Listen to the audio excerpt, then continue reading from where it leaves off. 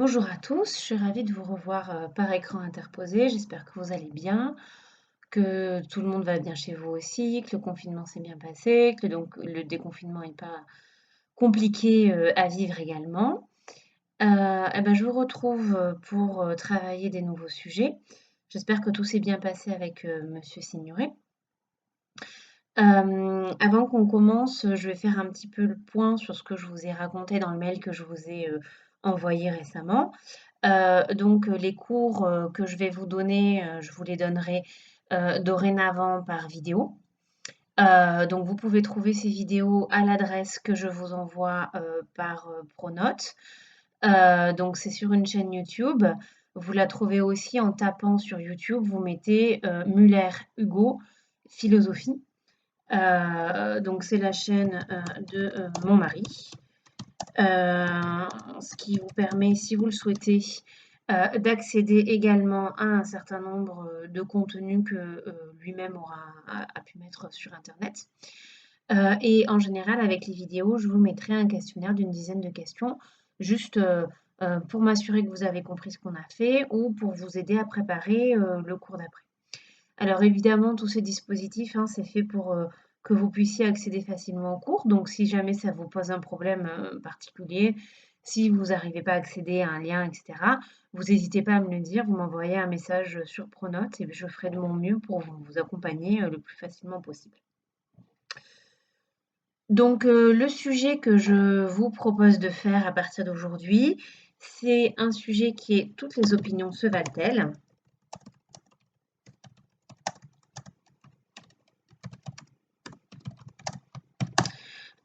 Donc qui nous permettra de travailler, le thème de la vérité, que si je ne m'abuse, vous n'avez pas encore, travaillé. Pour préparer ce sujet, donc aujourd'hui on va faire simplement l'introduction, hein, et pour préparer ce sujet, je vous avais envoyé un texte de Lévi-Strauss qui est un anthropologue et le questionnaire qui allait avec. Donc on va commencer par faire cette correction. Je sais qu'il y en a beaucoup d'entre vous qui ne l'ont pas encore faite. Si vous souhaitez le faire, bah, c'est le moment de mettre pause et de le faire. C'est pas très long, hein, comme travail. Félicitations à ceux qui l'ont fait, qui l'ont très bien réussi. Donc voilà, mettez pause et faites-le si vous voulez. C'est mieux quand même quand vous le faites, hein, c'est quand même un petit peu le but. Donc c'est un texte, d'un anthropologue très connu qui s'appelle, Claude Lévi-Strauss. Donc un anthropologue, c'est quelqu'un hem, qui étudie, les autres peuples et la façon, dont ils vivent, donc les autres cultures. Et Claude Lévi-Strauss a en particulier, critiqué un défaut qui s'appelle l'ethnocentrisme. Pardon, je me trompe de voilà. Donc l'ethnocentrisme, qui est le fait de croire que sa culture est la meilleure.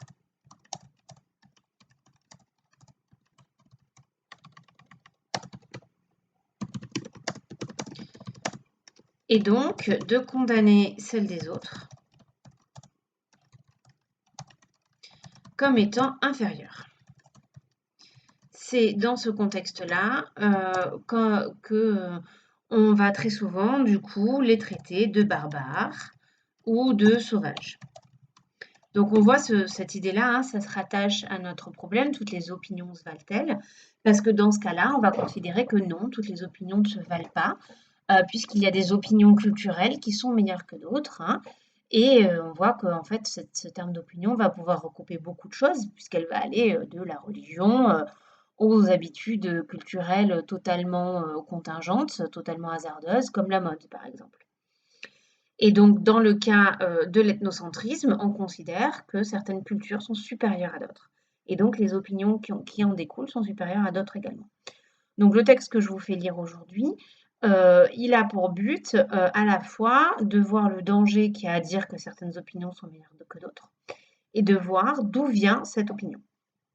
C'est le côté un peu paradoxal de la chose, hein, le fait de dire que toutes les opinions ne se valent pas est elle-même déjà une opinion qu'on va pouvoir en fait évaluer. Donc je lis le texte et je corrige le questionnaire juste après. Alors on y va. L'attitude la plus ancienne et qui repose sans doute sur des fondements psychologiques solides puisqu'elle tend à réapparaître chez chacun de nous quand nous sommes placés dans une situation inattendue, consiste à répudier purement et simplement les formes culturelles, morales, religieuses, sociales, esthétiques, qui sont les plus éloignées de celles auxquelles nous nous identifions. Alors là, d'emblée, il y a quelque chose d'important qui est en train de se jouer quand même dans cette phrase, hein, qui est que c'est bien une attitude qui réapparaît chez chacun d'entre nous. C'est-à-dire que c'est pas forcément la position d'une seule culture, mais c'est plutôt une tendance, on va dire, une tendance de protection, hein, un espèce de réflexe de survie. Quand je suis confrontée à quelque chose que je ne connais pas, je vais avoir tendance à me protéger en faisant comme si cette autre chose était moins bien. Donc ça, en fait, c'est véritablement quelque chose qui est dû à l'habitude en réalité, hein.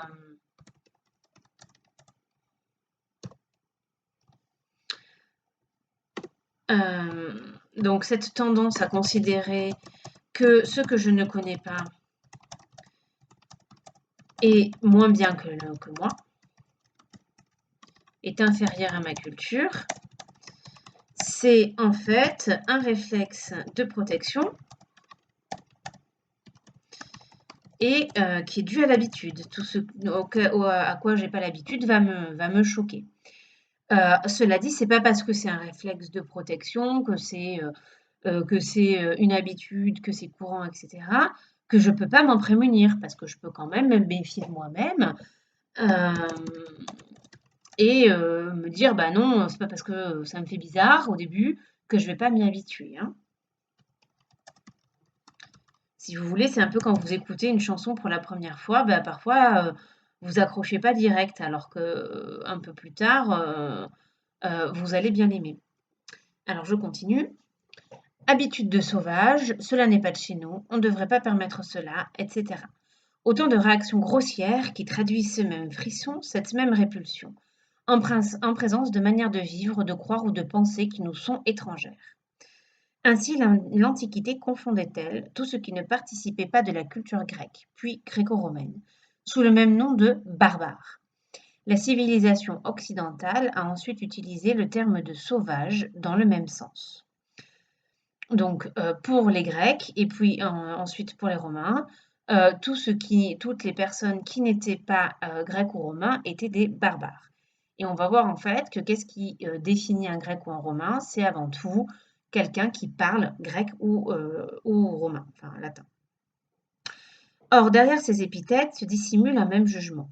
Il est probable que le mot barbare se réfère étymologiquement à la confusion et l'inarticulation du chant des oiseaux, opposé à la valeur signifiante du langage humain. Et sauvage, qui veut dire de la forêt, évoque aussi un genre de vie animale par opposition à la culture humaine. Donc étymologiquement, ça veut dire dans la racine du mot, hein. Et donc les Grecs avaient tendance à dire, en fait, quand ils entendaient parler ceux qu'ils appelaient des barbares, donc essentiellement les Saxons, hein, des gens qui vivaient dans le nord de l'Europe, et ben ils entendaient des espèces de blablabla, et donc pour eux, eh ben, ça faisait barbare, quoi, hein, donc ça a donné ça. Et donc sauvage, ça vient du terme sillois, qui veut dire la forêt en romain. Dans les deux cas, on refuse d'admettre le fait même de la diversité culturelle. On préfère rejeter hors de la culture, dans la nature, tout ce qui ne se conforme pas à la norme sous laquelle on vit. C'est-à-dire qu'en fait, le réflexe qui se met en place ici, c'est pas de dire bah, il y a plusieurs cultures et certaines sont meilleures que d'autres, c'est carrément de dire il y a une seule culture, c'est la mienne. Et tout le reste, c'est de la sauvagerie, donc c'est ce qui relève purement de la nature. C'est en fait ce qui a lieu quand les hommes se comportent comme de véritables animaux.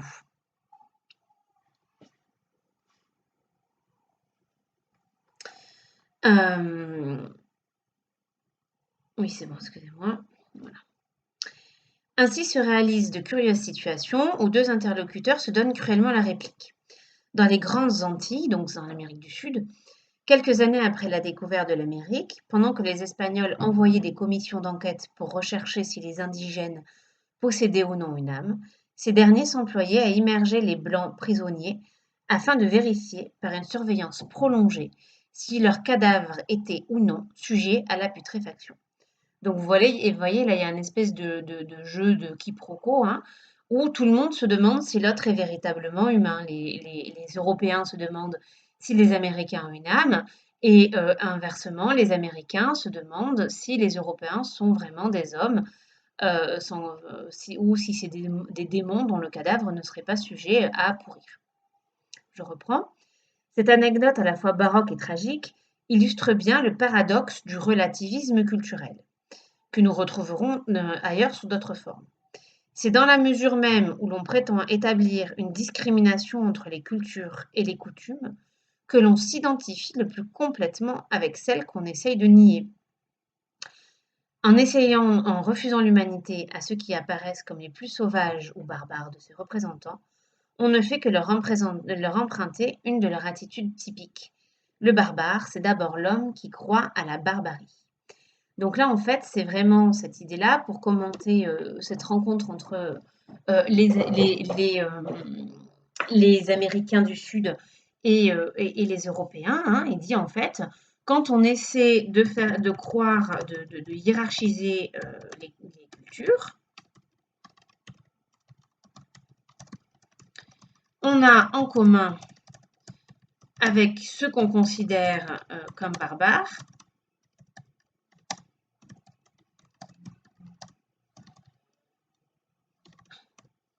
le préjugé du rejet de l'autre,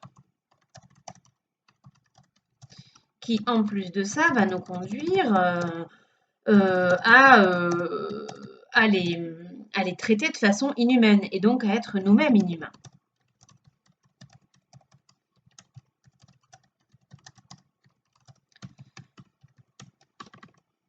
Alors, je prolonge ici un tout petit peu ce que dit Lévi-Strauss, hein, s'il le dit ailleurs.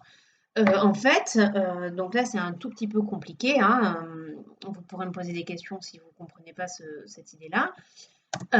Lévi-Strauss, il explique que ce qu'il y a de très paradoxal ici, c'est qu'en fait, c'est parce qu'on a voulu établir une seule culture humaine qu'on en arrive à traiter les autres de barbares, en fait. Il faut en fait voir tous les temps qu'il y a derrière cette idée-là. Donc tout d'abord, on commence par dire qu'il n'y a qu'une culture humaine.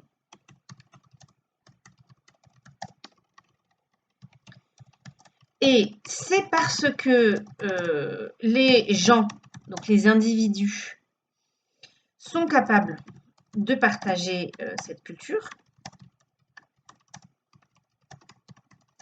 qu'on va dire qu'ils sont humains. Donc en fait, ça vient bien de cette exigence de dire qu'il y aurait une communauté d'êtres humains qui seraient tous identiques. Donc on cherche une identité, un point commun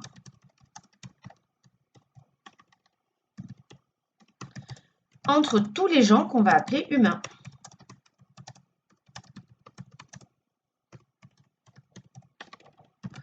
Mais ça, du coup, ça va avoir pour conséquence qu'on rejette les autres cultures comme moins bien.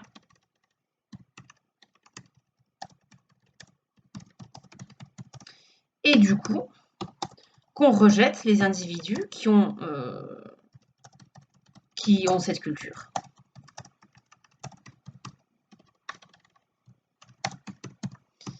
Et qu'on considère qu'ils ne sont pas vraiment humains. Donc, en fait, le désir de créer en fait une classe qui est l'humanité, hein, de trouver un point commun à tous les hommes, ça a pour conséquence de considérer que certaines personnes sont des hommes et d'autres non, sont vraiment des hommes et d'autres non.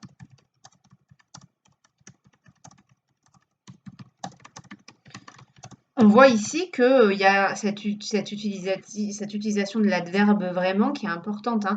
Il y a des personnes, alors on sait qu'on a tous plus ou moins la même anatomie, Mais parmi nous, parmi les animaux que sont les humains, ben, il y en a qui sont vraiment des hommes et d'autres qui ne sont pas vraiment des hommes.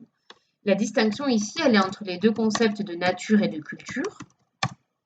Quand on est resté au stade d'animaux, on est dans la nature et on n'est pas vraiment des hommes. Et quand on a une vraie culture, on est arrivé au stade d'être vraiment des hommes. Donc on voit que c'est dans cette attitude-là que va s'enraciner toutes les attitudes de racisme en fait, hein. Les attitudes de racisme et même de xénophobie. Tous les hommes qui sont différents de moi ne sont pas vraiment des hommes, enfin des humains on devrait dire d'ailleurs, pour inclure les femmes, hein, qui sont quand même la moitié de l'humanité. Donc c'est vraiment pour critiquer cette attitude-là que Lévi-Strauss critique en fait l'ethnocentrisme, hein. Et donc il explique qu'en fait dès qu'on rejette la diversité culturelle, on risque de scinder en fait, de diviser l'humanité en deux.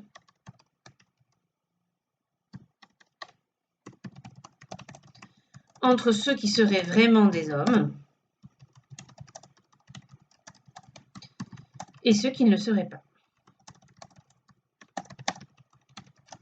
Donc j'utilise ma feuille comme un tableau, hein, vous me direz si ça vous aide à suivre ou si au contraire ça vous embête. Donc j'en viens à la correction du coup du questionnaire qui, encore une fois, a essentiellement pour but de s'assurer que vous avez bien compris. Hop, on y va. Bah, je vais faire avec celle d'Alice puisqu'elle a fait tout juste et que comme ça on a les réponses, c'est encore mieux. Hein. Donc quel mot désigne l'idée que toutes les opinions se valent? Eh bien c'est le relativisme parce qu'on considère que tout est relatif, que chaque opinion est relative à la personne, donc chaque personne a le droit d'avoir sa propre opinion. Donc le relativisme, c'est l'idée que toutes les opinions se valent.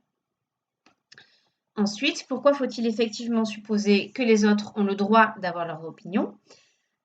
C'est parce qu'il y a deux réponses à ça, deux réponses justes, parce que nous-mêmes, nous ne sommes pas à l'abri de l'erreur, et parce que c'est la condition de la démocratie que chacun puisse donner son avis. Donc ça ne figurait pas directement dans le texte, hein. Je vais insister juste sur la différence entre les deux premières réponses, parce qu'aucune aucune opinion n'est plus vraie qu'une autre, et parce que nous ne sommes pas nous-mêmes à l'abri de l'erreur. Vous voyez, quand on dit répond parce qu'aucune opinion n'est plus vraie qu'une autre, ça, c'est exactement la définition du relativisme. Le problème, c'est que quand on soutient cette idée-là, en fait, ce qu'on veut dire, c'est que rien n'est vrai. Il n'y a pas de vérité.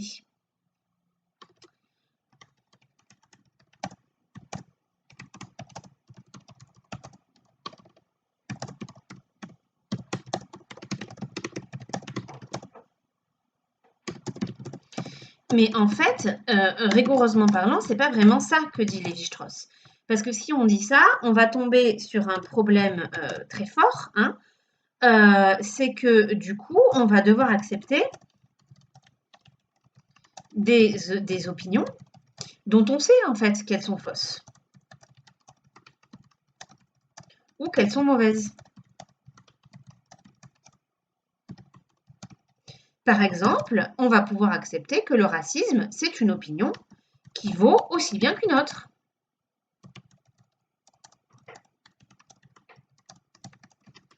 Et donc, sous prétexte d'accepter les opinions de tout le monde, ben, on va finir par accepter même l'opinion de celui qui pense que l'opinion de tout le monde n'est pas valable. Donc, vous voyez, c'est contradictoire en fait. On dit d'un côté, le relativisme nous dit tout le monde a raison, tout le monde peut avoir raison. Ben, tout le monde a raison, attention, c'est parce que c'est pas pareil. Donc, le raciste a raison. Or, le raciste dit que la personne contre laquelle s'exerce son racisme a toujours tort parce que c'est un idiot, parce qu'il est plus proche finalement de l'animal que de l'homme.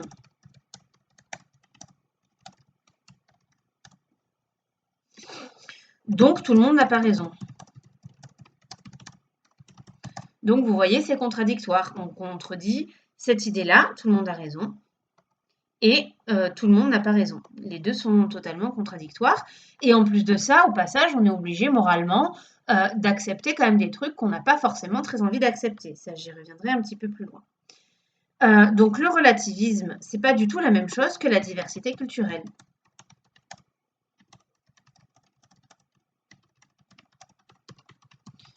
La diversité culturelle, c'est l'idée que chacun, qu'il peut exister différentes cultures et que elles se valent en un sens, hein. Mais le relativisme, c'est pas tout à fait pareil parce que ça va porter sur des choses un peu différentes de la culture. Ça va porter sur la vérité et ça va porter sur la morale.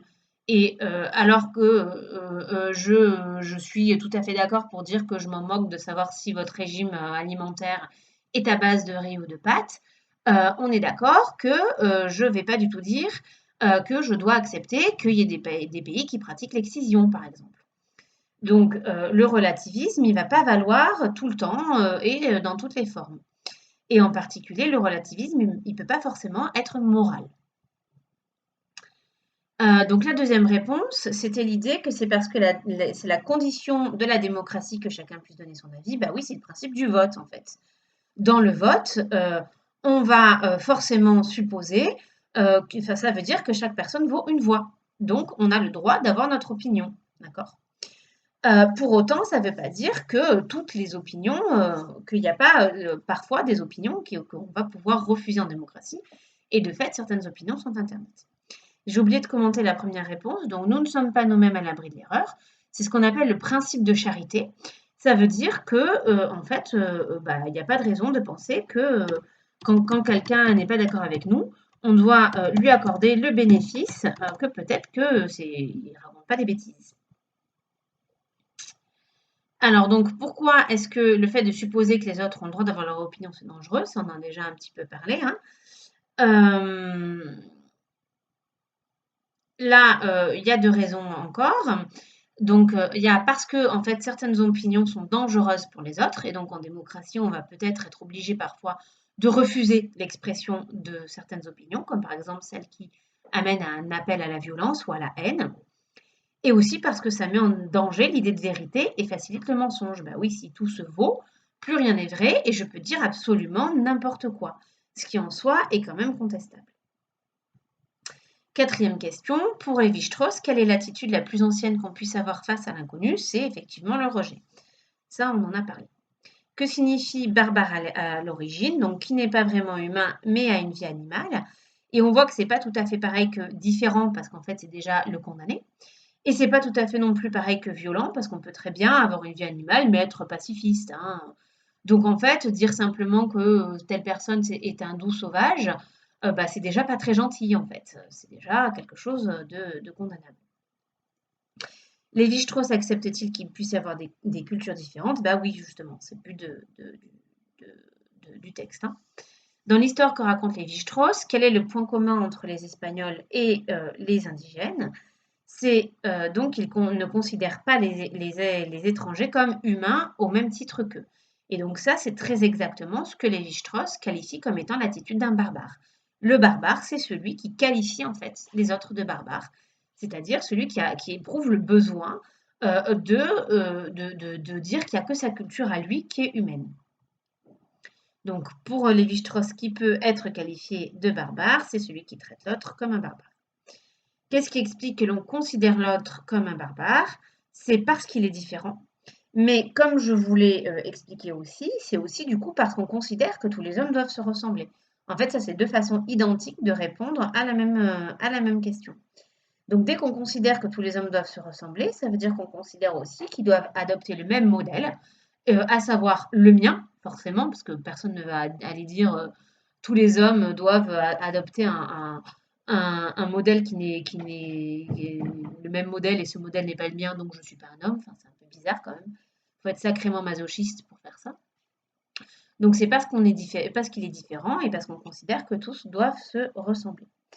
Donc on voit ici, on a un texte dans lequel on considère vraiment que toutes les opinions doivent, enfin toutes les cultures en tout cas, doivent être considérées comme humaines et être étudiées en elles-mêmes. Mais on a donné aussi des exemples qui montrent que c'est quand même assez problématique comme idée.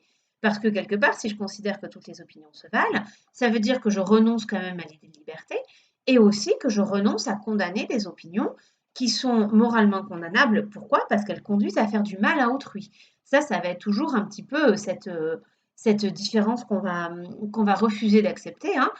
Une opinion qui prône la mise en danger d'autrui, bah, quelque part, on a quand même du mal à accepter qu'on puisse la prendre pour argent comptant. Donc, j'espère que ça va ici pour tout le monde. On va commencer à rentrer dans le vif du sujet.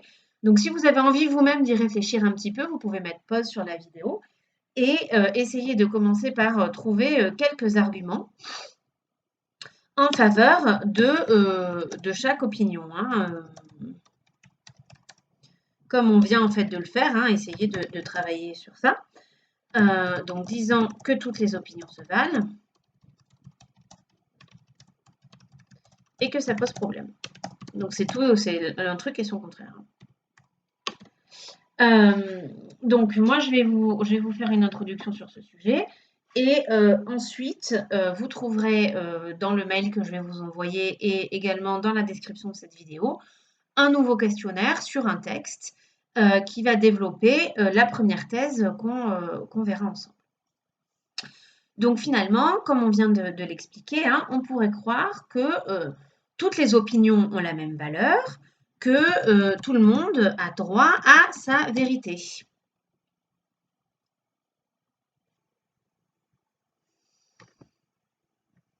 Que toutes les opinions ont même valeur, parce que tout le monde a le droit d'avoir son opinion. On verra que ça, en fait, c'est pas du tout la même chose, hein. C'est pas parce que j'ai le droit d'avoir mon opinion que mon opinion est nécessairement vraie, en fait. J'ai le droit de former mon opinion, mais peut-être qu'elle va être fausse aussi. Et peut-être même qu'elle va être mauvaise et donc inacceptable d'un point de vue social. Donc, on pourrait croire que toutes les opinions ont la même valeur. Et cette position, donc on l'a déjà dit, je le redis un petit coup, s'appelle le relativisme. En effet, il semble que le savoir est toujours relatif à celui qui sait.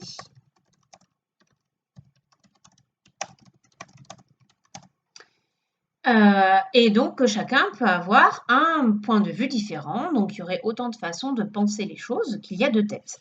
En un sens, je ne peux pas vous reprocher de préférer les pâtes au riz, si c'est ça que vous préférez. C'est d'ailleurs la condition de la démocratie de croire cela, puisque en démocratie, chaque personne a une voix,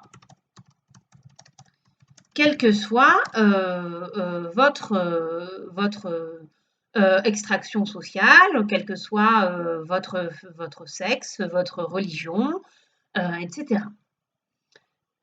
Cependant, le problème, c'est que ça détruit également l'idée de vérité. Et donc, ça détruit également l'idée que les faits existent indépendamment de ce que je crois. Donc, je vais pouvoir dire absolument ce que je veux et dire, voilà, parce que je le crois, alors nécessairement c'est vrai. Donc, je vais pouvoir raconter n'importe quelle bêtise sur l'histoire ou ce genre de choses, hein. Par exemple, c'est ce qu'on voit dans le négationnisme, qui est l'attitude historique qui consiste à nier l'existence et la réalité des camps de concentration et de l'Holocauste, donc de l'assassinat des Juifs pendant la Seconde Guerre mondiale. Donc le négationnisme, hein, ça va en gros, enfin, un négationniste ne vous dira pas que n'importe qui peut avoir son opinion, puisque pour lui il y a bien des faits, mais il n'empêche que le fait de dire que chacun peut avoir son opinion, bah, ça va permettre à ce type de personne de parler, de dire ce qu'il veut, de dire voilà, j'ai le droit de dire si j'en ai envie que ça n'a pas existé, etc., etc. Donc si toutes les opinions se valent, alors il faut toutes les accepter, même celles qui sont contradictoires ou intolérables.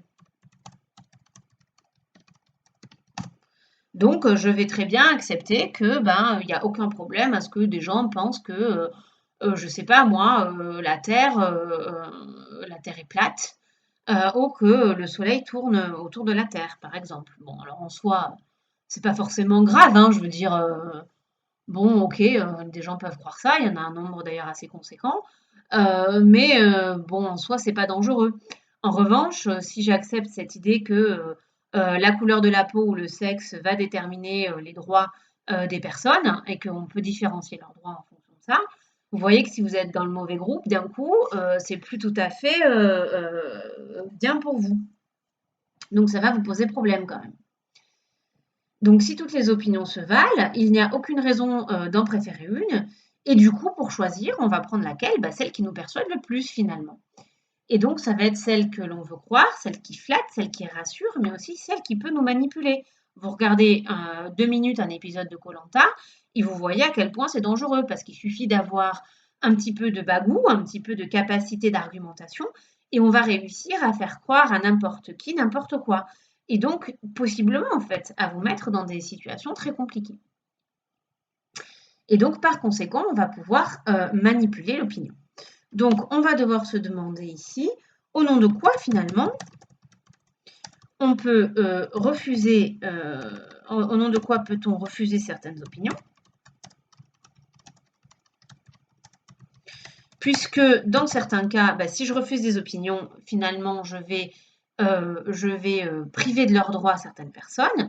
Mais d'un autre côté, si, j'accepte toutes les opinions, je vais accepter, des opinions, qui sont, nuisibles socialement et qui en particulier, vont priver encore d'autres personnes d'opinion. Donc, c'est un cercle vicieux.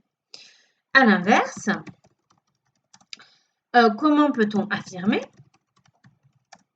une vérité sans tomber dans ce qu'on appelle le dogmatisme, qui est un autre défaut dont on n'a pas encore parlé.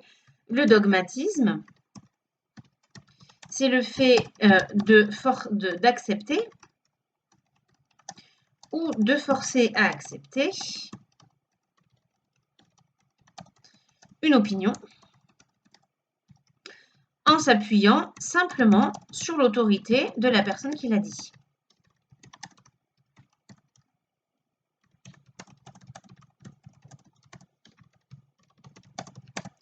De la personne ou de l'institution. Donc, c'est comme si quelqu'un, un professeur, vous disait, eh bien, moi, j'ai cette opinion-là, et tu vas penser la même chose que moi parce que c'est comme ça, parce que je suis ton professeur, et donc je suis supérieur à toi. Et donc, c'est comme si on n'essayait pas du tout d'argumenter ou d'expliquer ce qu'on vous raconte, mais simplement on vous impose de le penser.